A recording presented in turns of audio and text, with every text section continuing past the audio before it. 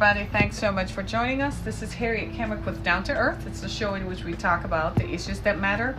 And today is January 27th, Monday, January 27th. And what a day this is. It's the day after. I'd like to refer to it as the day after. Just yesterday, while the rest of us were having Sunday brunch and relaxing, we learned the tragic news that Kobe Bryant, basketball legend and icon, passed away in a terrible helicopter crash in California that took the lives of him and 7 others, including his 13-year-old daughter. As you know, Kobe, a longtime Lakers player, spent his entire basketball career with the Los Angeles Lakers.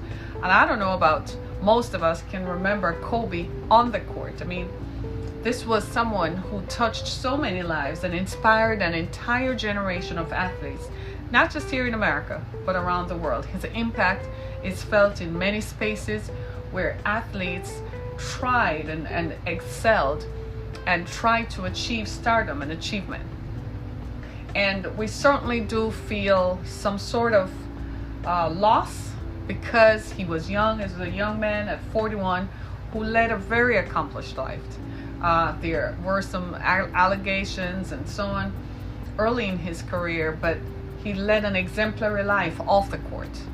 He led a life of service. He gave back to the communities whom he impacted, and he helped and inspired other athletes to become great. He pushed them to greatness. And it is tragic because it seemed that in his second act, after retiring from basketball, that he just wanted to be a husband and a father. He just seemed like he desired being a father to his children. And he and his daughter, apparently his older daughter who wanted to play professional basketball, he began coaching her and her team, and seemed like that was what he desired to do. He has inspired a whole generation of athletes, and certainly it's a loss. And let me just say this in full disclosure, that this is, whenever these kinds of public losses happen, for most of us, the reason we react the way we do is because it's a trigger, right? It triggers a memory of a loss that we might have encountered. And that's where the emotion comes in. Most of us have never met Kobe. We never touched him. So if you didn't touch him, you can't say that you really knew him. What we do know, we know of him through media. But his loss triggered a loss that we can remember, that we have participated in. And so it brings back the memory. It's kind of like a physical assault on our emotions, because now you're confronted with another loss. So today is the second day. Afterwards, I'm encouraging everyone to unplug. If it bothers you, if it's a trigger that's bothering you, unplug, defilter, right? One of the things that I did yesterday, knowing that it was going to be a trigger, I unplugged. I stopped watching the coverage of it. As soon as I learned the confirmation that I dreaded, that his daughter was on the helicopter, I dreaded hearing that. As soon as I learned that was it for me. I unplugged. I didn't read any more Twitter. I didn't want to see it. And I went and watched something else because it triggered a loss in me. It triggered the memory of a loss and how to deal with it. I didn't watch the Grammys because I knew it was going to be covered. I knew they were going to talk about him, and I knew they were going to talk about Nipsey Hussle, the other young man from California who died last year. So for me, I wasn't going there, and I encourage everyone, if it's bothering you, untrigger. These are folks whose lives impacted sports, but it wasn't just sports. Here in America, sports is a religion, much like anywhere else in the world. If you 2/3 of the world plays soccer. So soccer is a religion in other parts of the world. Here in America, it's sports. In America, our gods, politics, entertainment, sports, sex, and money.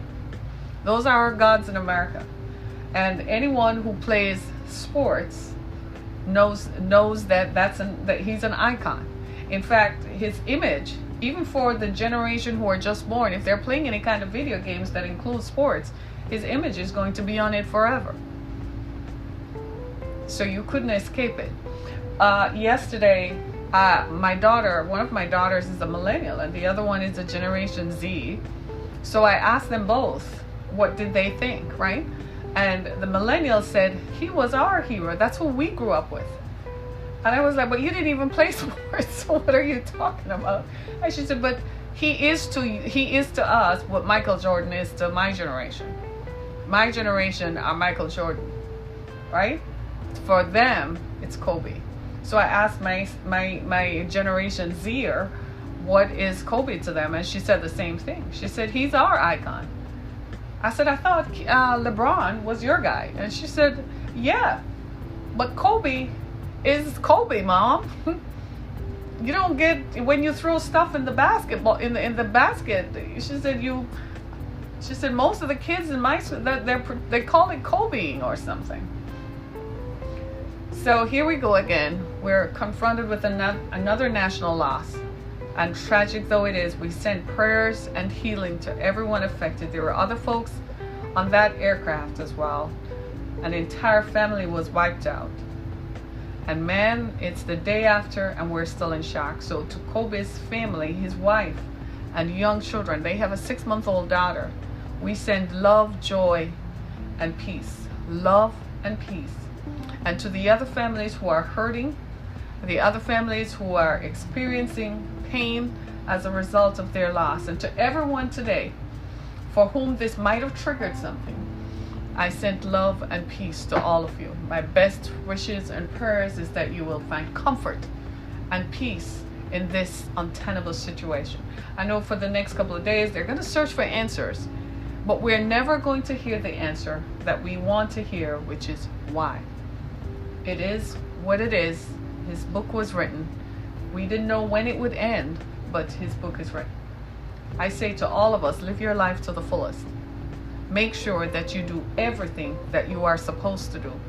Don't hesitate, don't quit. If there's one thing you can say about Kobe, from the time he hit the national spotlight at 17, he never quit. He never stopped.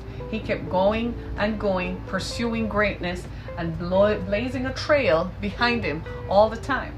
Even in his second act, he didn't disappear. He formed a production company, was making stories to inspire the next generation to be great. Ladies and gentlemen, my friends, please, I'm asking you, do not give up. Do not quit. Spend every day as if it's your last. Make sure you are doing what you are supposed to do every day. One of the first questions I asked myself when I heard the news yesterday, I asked myself, what are you doing about what you've been called to do? And I'm so glad I could answer that I'm doing everything I can to make sure I am on assignment in my spot where I am supposed to be. Ladies and gentlemen, time does not belong to us. We don't own time. Time owns us. And we have a mark to make. Make your mark. Don't just sit back and let it just thinking you have all the time in the world. There's so many people who have a dream. So many people who have something to do and sit back on it and do nothing about it. If there's one thing about Kobe's life that he taught us, is you got to pursue excellence and greatness. It doesn't just come because you're sitting. You got to go after it. He had incredible discipline and focus.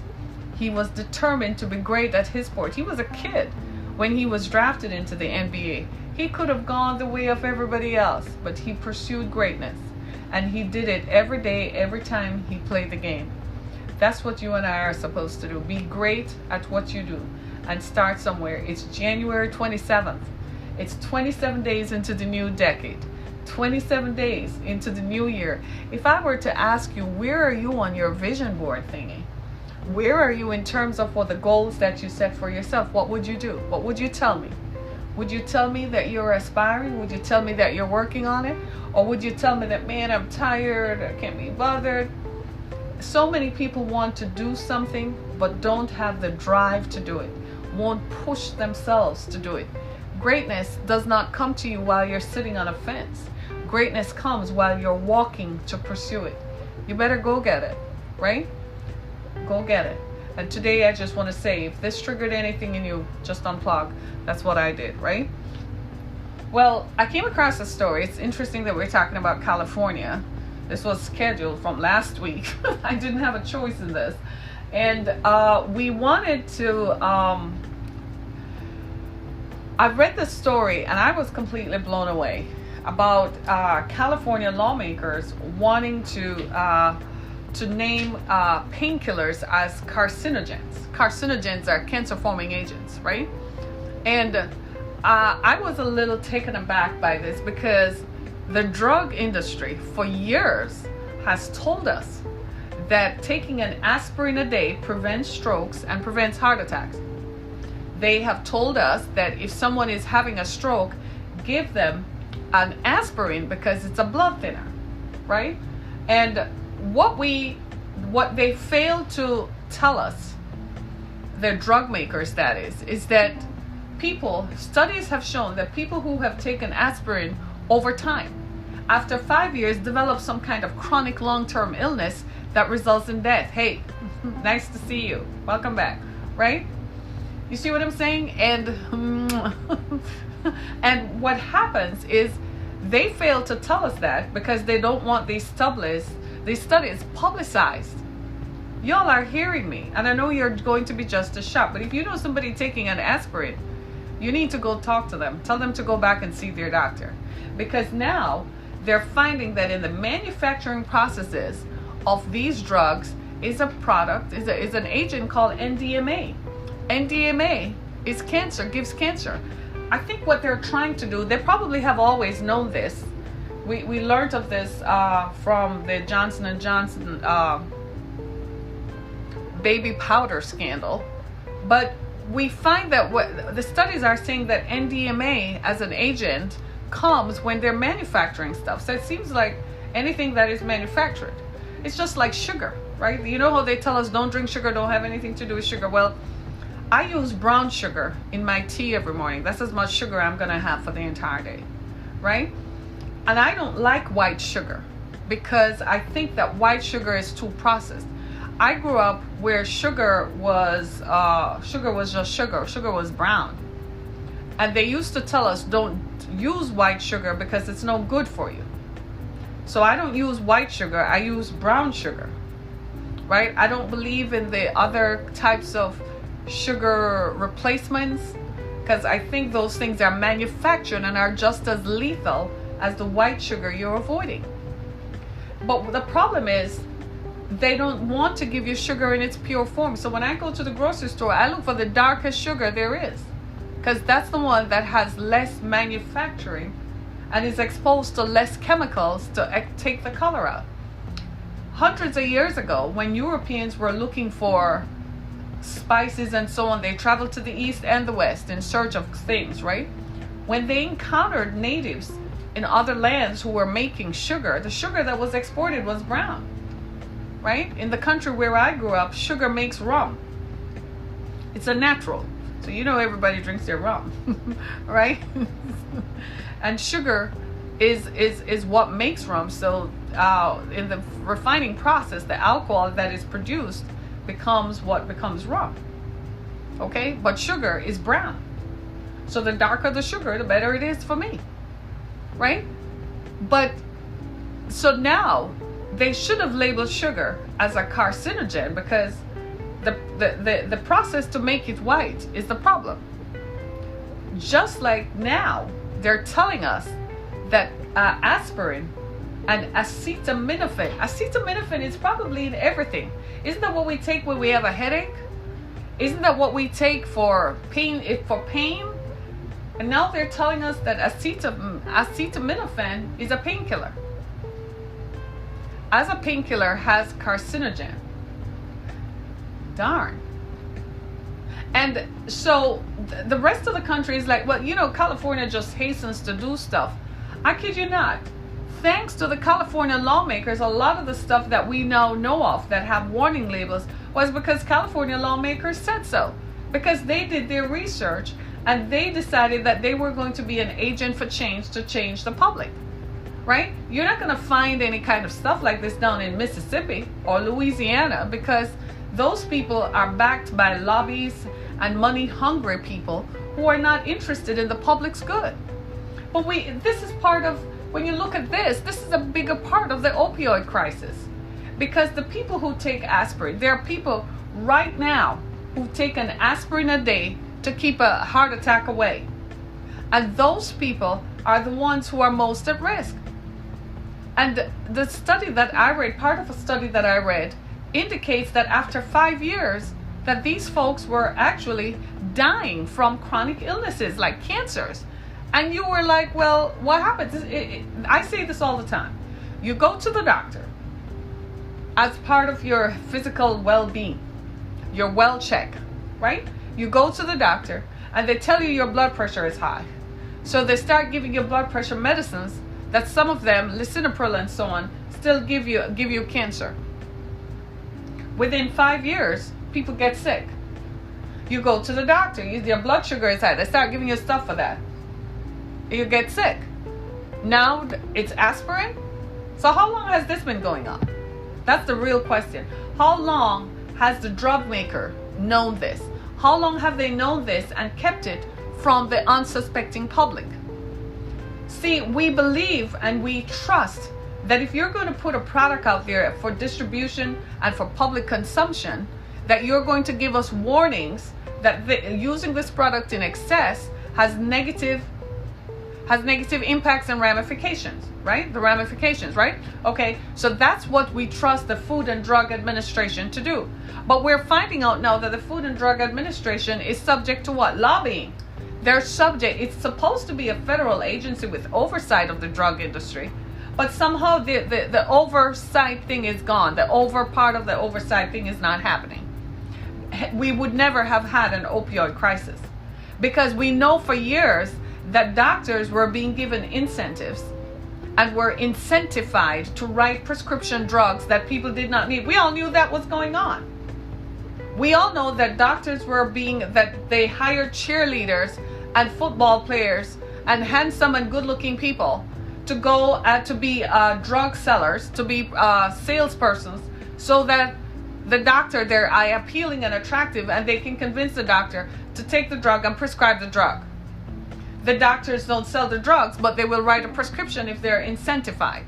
In fact, here in Michigan years ago, when I was involved in healthcare, they had passed a law that doctors could not write prescriptions from certain drug makers, and drug salespeople couldn't just visit the doctor and so on. They had placed caps on it, but that didn't stop the opioid crisis from developing in Michigan. We already had a problem with Oxycontin and Vicodin. They used to call it the good Vic. Vic was rampant on the streets.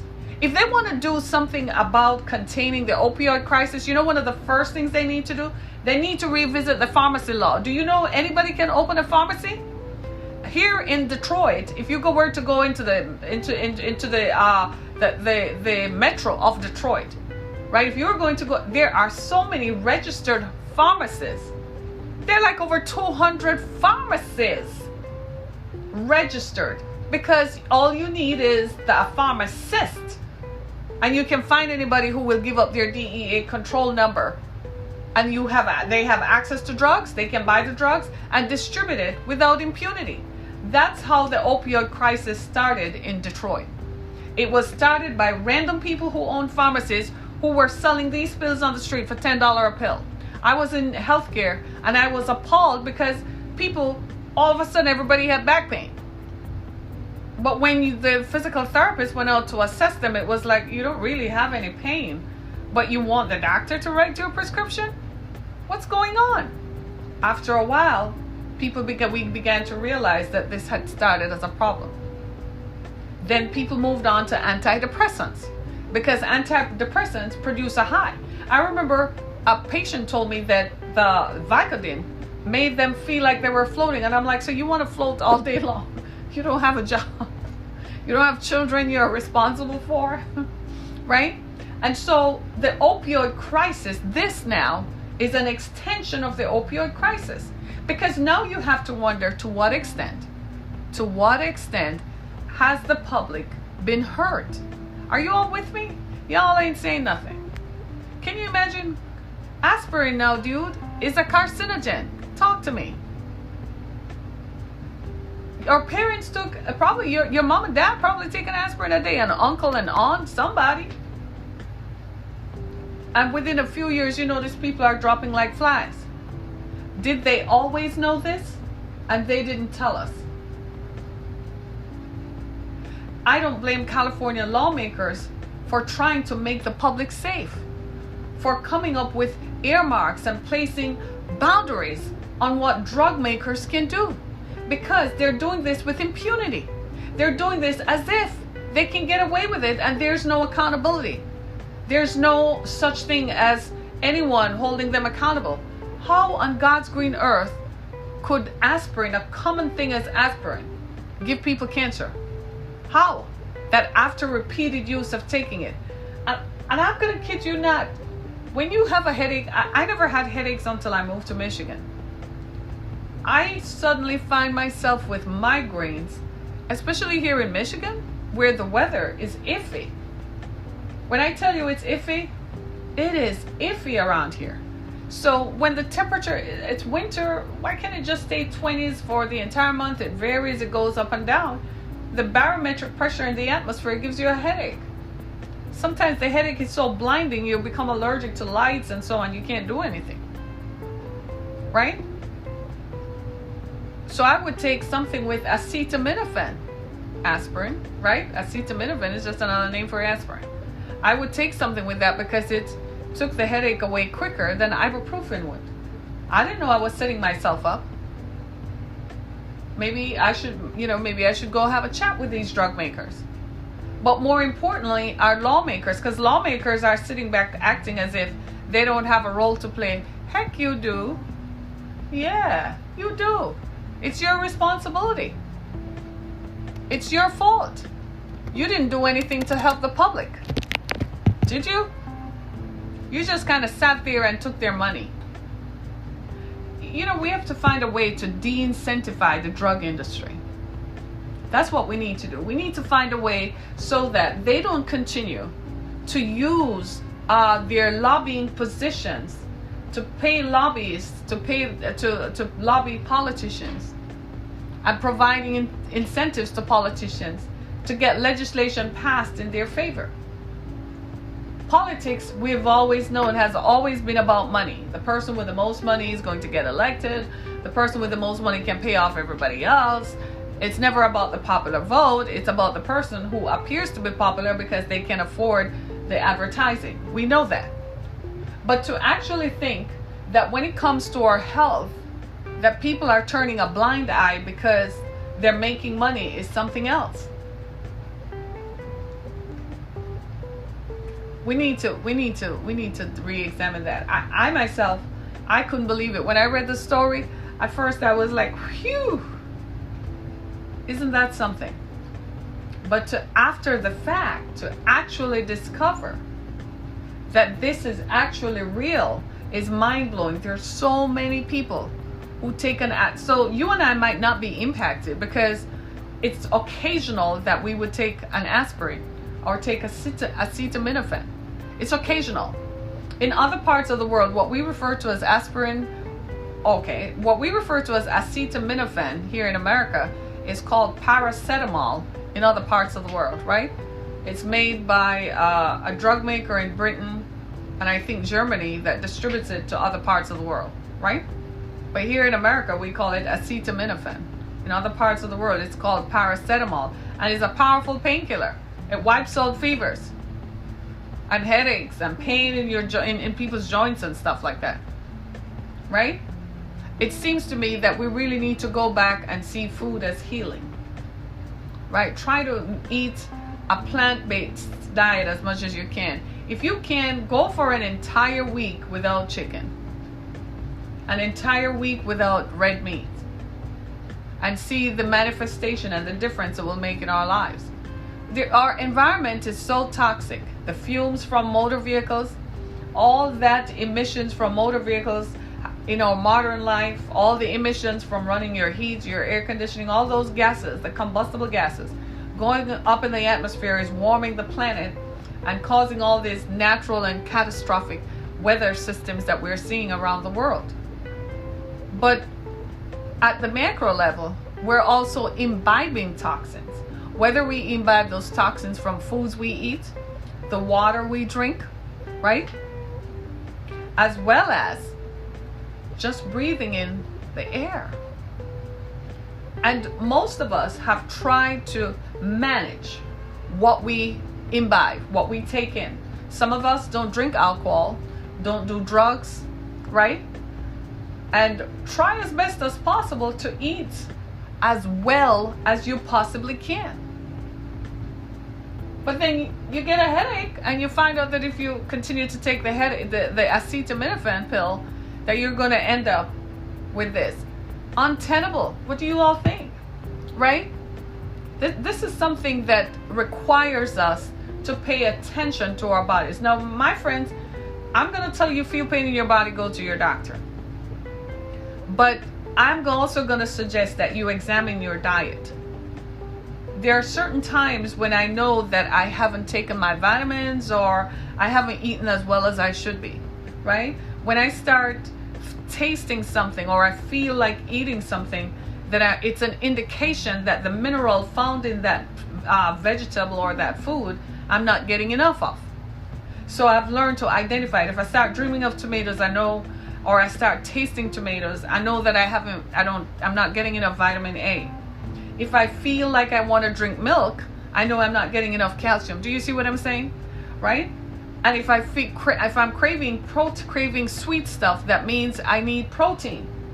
So I go and I eat more eggs, right? I eat more peas, more beans, right? Just to make sure that I fill myself up with protein. I also eat more green stuff. I believe in spinach. I believe in kale. They say it has pesticides. Okay, so put it in some water and soak it off. Pesticides are on all the fruits and vegetables anyway, so wash them. I was telling somebody the other day, when you buy your veggies, fill the sink up with water and wash it just like you're washing dishes. Then rinse it off and lay it on paper towel to air dry. Your veggies, your cucumbers, tomatoes, carrots and all that stuff, you wash them off, man, on your fruits, because they spray stuff on it. And the stuff they spray on it, that's the real carcinogen right there. It's added to the fertilizer. I remember when I was growing up, right, my grandparents were farmers. And it was their delight to say that their farm goods, their vegetables, were not grown on fertilizer. Because at that time, they were saying this fertilizer was bad. Because when you open the bag, it used to smell so bad. My grandmother used to say something must be wrong with it. So they would use good old-fashioned organic fertilizer, cow manure. I kid you not. They planted corn and stuff and veggies. My grandmother had a backyard garden. They used cow manure for it. I kid you not. I kid you not. My great uncle and his wife, my great aunt, my grandmother's sister, had a large farm that they farmed products on. They didn't use fertilizer either. They abhorred it. They just planted their crops, prayed for rain, because they didn't have irrigation systems. They just lived in a very rainy place, and they prayed for rain and planted their crops according to the farmer's almanac. So we never, you see what I'm saying? So we never grew up really eating, but in today's modern way of life, they expedite food production to satisfy all that we want. This is why America then turned to importing vegetables from other parts of Latin America and South America, right? And then came the trade tariffs that was just trying to shut that down. No, we need our bees and avocados and peas and tomatoes and pineapples and so on to come from other parts of the world, because that's what America wants now. We want more fresh fruits and vegetables. So I'm going to encourage you all, make your own smoothies, buy your strawberries, bananas, yogurt, put it in a blender, and wow, just like that, you have your smoothie. Put your spinach or your kale in a blender with a banana and some yogurt. It works. And for added protein, get some raw peanuts. Not the ones that you get in the can. That has been a manufacturing process has been added to that. Just get raw peanuts. I used to buy them at the food market with the shell and just beat it out of the shells just to make sure I don't get anything that is processed, because for a long time I was allergic to peanuts. It's the manufacturing process that covered it with a layer that made me unwell. But if it's raw peanuts, I don't have any problems with it. Just put it in a blender with some yogurt and banana or strawberries to add flavor, and you're good. You get a shake. You get your protein shake. Right? I'm telling you, friends, check what you're eating. Don't buy that. I know most of us in our fast-paced lifestyles, we tend to just grab something at the supermarket in a box and go home and make it. Can I just suggest that on a day when you're off, whether that off day is a Saturday or a Sunday, or whether it's a Monday or a Tuesday, plan your meals out. You're only going to eat these many options. And if you are not available to cook all the time, then plan your meals, cook your meals and freeze it. Put it in a Ziploc bag or put it in a container that you can store in your freezer. And then for that day, the day when you're ready to eat it, you take it out and put it in the bottom of the fridge. By the time you come home, it's ready to be served. You're just going to heat it and serve it. At least you won't be getting any more chemicals and any more toxins. Reduce it as much as possible. A few days ago, somebody was telling me how their doctor told them their immune system was compromised and was low. And I said, that is traced back to your diet. Do you take vitamins every day? No. Okay. What do you eat? Well, I said, there's the problem. Don't eat stuff from a can. Minimize that as much as possible. So many people think that eating veggies out of a can is healthy. Buy the stuff. That's why there are still fruit markets across the U.S. Yeah, I know they cracked down on undocumented workers and stuff like that, right? Didn't they? Like they weren't a part of the economy. That didn't make any sense. Thank you. You drive for a living? You drive for a living. So you are not at home a lot. What do you eat? Do you just drive into the drive-thru and pick up something on the go? Make a sandwich. You made chicken last night, make a roast chicken sandwich. You had roast chicken last night, make a roast chicken sandwich and travel with it the next day. Yeah? So you may not want to make a milk product or a dairy product in your smoothie to drink, but you can make other fruit drinks too.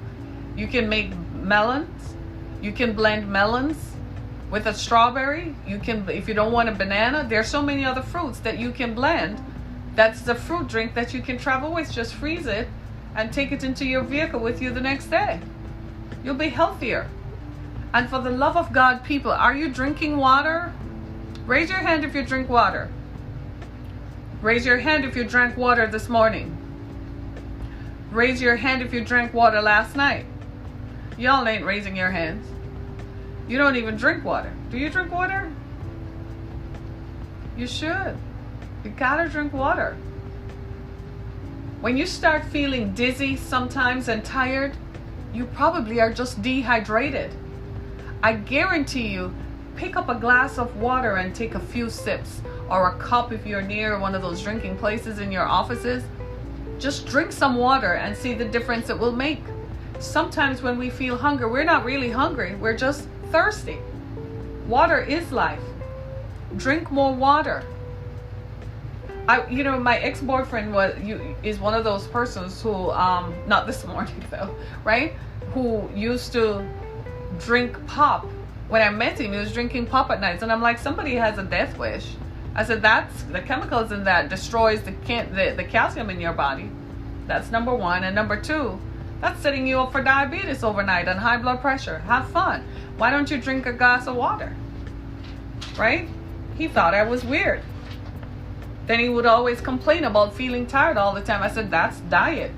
Change your diet. Eat this, eat more beans, more peas, more of that stuff, and see how it will improve you. I guess the next girlfriend probably did something better, because here we are. He's there and I am here. Right? He just didn't want to hear about that because he was so accustomed to a lifestyle. And that is the thing with all of us. We all have patterns that we can't break. You're so used to, have you guys noticed that? You're so used to going to the drive-thru for breakfast in the mornings.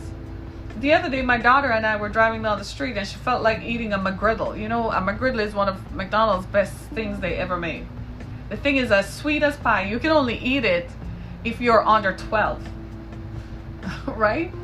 And she ordered for herself and someone else 2 McGriddles and 2 hash browns. You know, it was $12. So I said, wait, you can go to the Coney Island and get an egg, bacon, and toast for less than $12. Come on now, right? You drink shakes almost every morning, right? So I'm saying for most of us, due to the fast pace of our modern life, even for those with children, you get up in the mornings and run to the nearest drive-thru to get your breakfast. Well, you're filling up on a lot of carcinogens right there, because nothing there is really real, right? Take that sausage thing out of your day.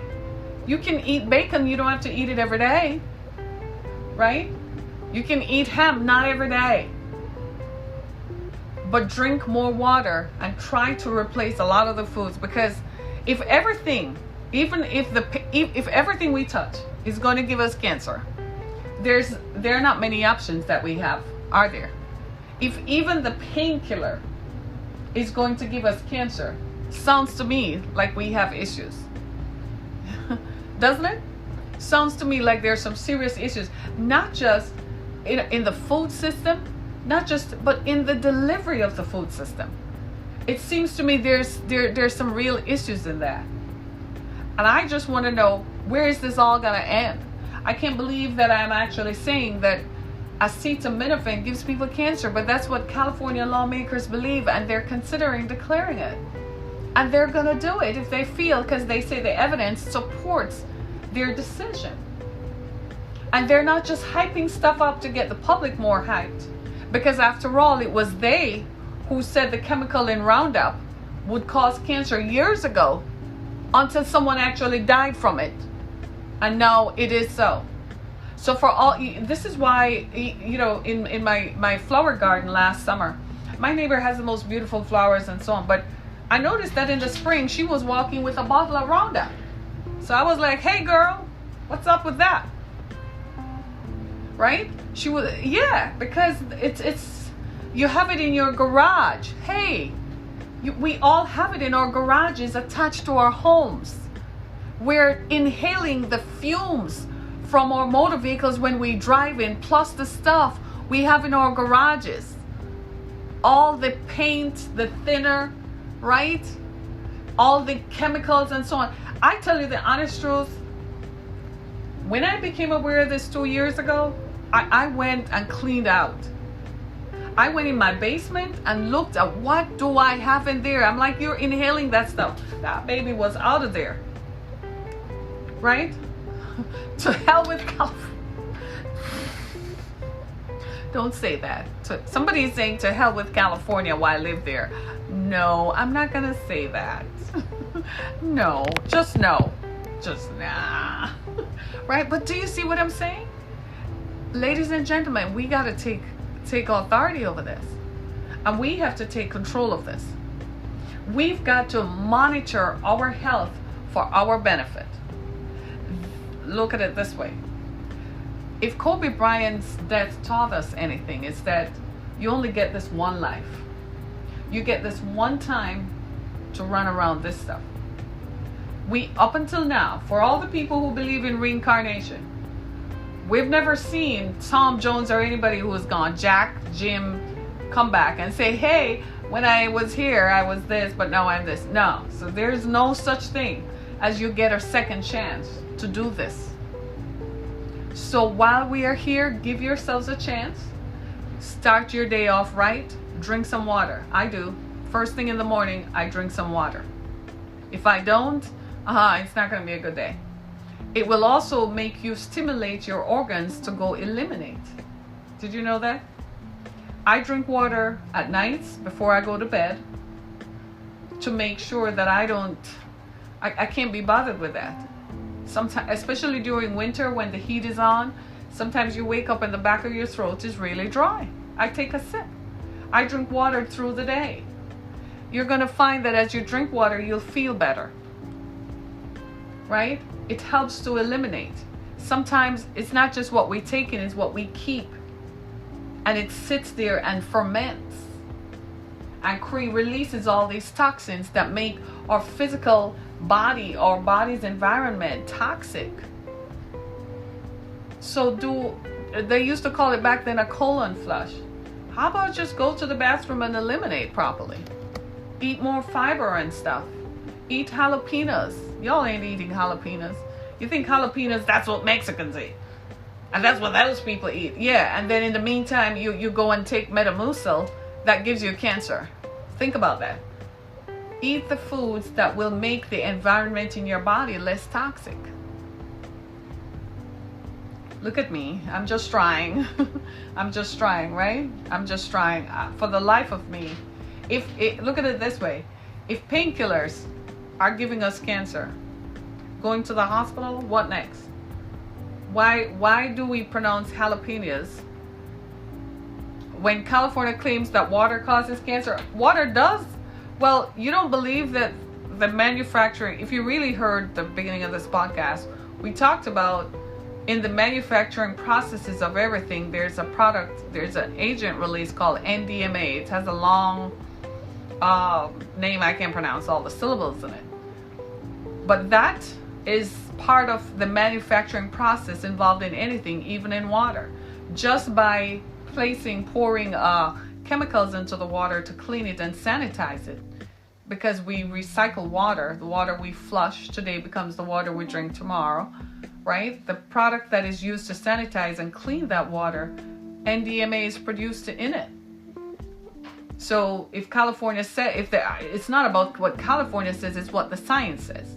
And I think that's what we need to focus on. It's what the science says.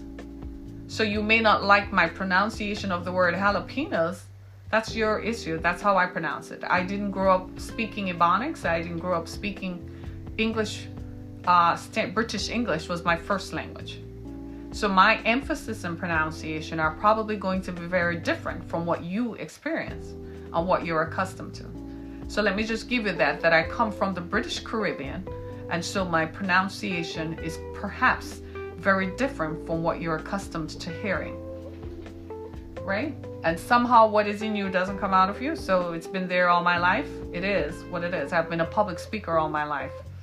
Hence, my natural intonation and inflection reflects my background, right? So, California, lawmakers are considering declaring painkillers as carcinogens. Interesting. Acetaminophen, aspirin. Whew. I just wonder about the folks who have been taking an aspirin a day to prevent a heart attack. I just wonder. I just said, everyone go get checked out. Because stuff can lay latent in our bodies. And while I want all of us to be healed and to think healing thoughts, and to live as close as possible, a lifestyle that is reflective of what you desire for your body, I recognize that is not always possible in the physical environment and the spaces that we occupy, because we don't have much control over the air that we breathe. We can control some of the water, but that's what we think, but we have to place chemicals in the water to produce the desired effect that we want. And those chemicals at the same time might have side effects and causes that we might not see in the immediacy, but we'll see later. Right? So let me read some of your comments. Somebody says, you drink water while trying to cut out meat. That's good. I got some trolls on here. Yes, I do. I do. Somebody says, you appreciate me educating. Thank you, sir. Right? I got some trolls on here. Yeah, I have some, you know how it is. There's always one in every crowd, right? But I, as we leave today, can I just say, as we leave today, I want us all to focus on life. I want us to focus on what is it that you have not done that you want to do. There is something. Do it. Even if you started, just do it, right? Even if that's all it is, start it and do it. I am so grateful that I get a chance And that when I found that I had a vision and I had a dream to do something, I'm very grateful for the opportunities that I got to do it. But a lot of that was my own initiative. I had a dream, but I got up to do it. I demonstrated that I wanted to do it, and I initiated. A lot of folks have dreams but don't initiate. If you don't start, how will you finish? It really doesn't matter where you start. You know what matters is where you finish. Kobe Bryant started in a school district in Philadelphia, Pennsylvania we had never heard of. Had it not been for Kobe, we wouldn't have known they existed. But you know what mattered? What matters is where he finished. At the top of his game, a transcendent figure who transcended not just sports, but whose impact was felt across a way of life. Is that what your impact is going to be? Is that what you're going to do? What will people say of you? Don't just let them say that, they went to school. Kobe didn't get a degree. He played basketball, but he used that to teach others how to be great and to encourage and inspire a whole generation. Yesterday, who acted as if he were someone they knew, they grew up with. They talked to my children. And now I'm finding out my nieces and nephews are talking about him as if he were someone they personally knew and touched. Is that what your impact is going to be? My mom died 3 years ago, and 3 years later, people are still talking about her. What is your impact going to be? In spite of all this, do something that starts. Be great at what you do. Live well. Be great. Right? This is Harriet Kemick. This was a down-to-earth conversation on California lawmakers declaring painkillers as carcinogens. And while that might be so, I'm also encouraging you all to live a down-to-earth existence. Right? Visit my website, harrietkemick.com, as well as my pages on Anchor FM, Spotify, Google Podcasts. I'm on your favorite podcast platform. Visit my pages and help us become a supporter by clicking support this podcast. Thank you so much for your time with us. And today, just send love and peace. Love and peace. Love and peace to all who are hurting as a result of yesterday's tragic events. That was something that was highly publicized, but there are people who still died in hospitals yesterday, whose family members perhaps died from gunshots, whose family members died in conflicts around the world, and whose family member might have died from something as simply not waking up, going to the hospital and never coming back. I just send love and peace to everyone. I think if we all do that, it will create a wave of love where we start seeing ourselves as fellow citizens and as fellow humans instead of attaching labels to each other. Thank you so much, everybody. This is Harriet Kemick. I want to just extend a happy day to all. I know it's challenging today, but I want to thank you. This is Harriet Kemick with Down to Earth. Be blessed.